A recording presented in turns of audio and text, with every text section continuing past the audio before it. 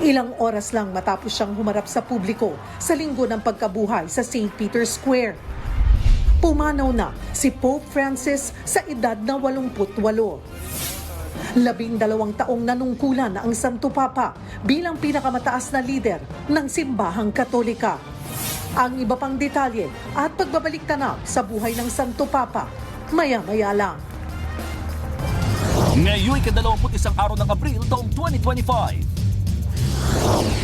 Pagpanaw ni Pope Francis, ipinagluluksa ng buong mundo. Mga Pilipinong napamahal kay Lolo Kiko, puno ng pagdadalamhati.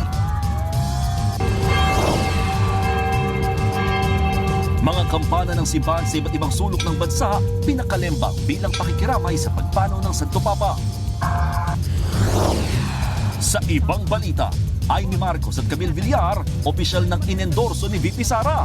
Sa pinakabagong senatorial survey ng SWS, may mga umangat at meron ding nalaglag. Pagsadsad ng approval at trust rating si Pangulong Marcos, isinisi ng Malacanang sa mga fake news. Yumaong superstar na si Nora Honor, bibigyan ng Heroes Burial.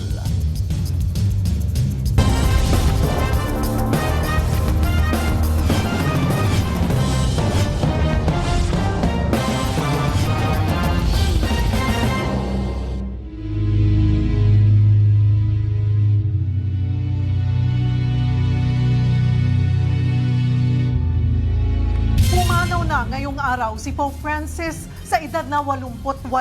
Pinagluluksa ng buong mundo ang kanyang pagkamatay kasunod lang ng Semana Santa. Bago pumanaw, humarap pa si Pope Francis sa publiko at nagbigay ng mensahe nitong Easter Sunday. Nasa frontline balitang yan si Mon Gualvez.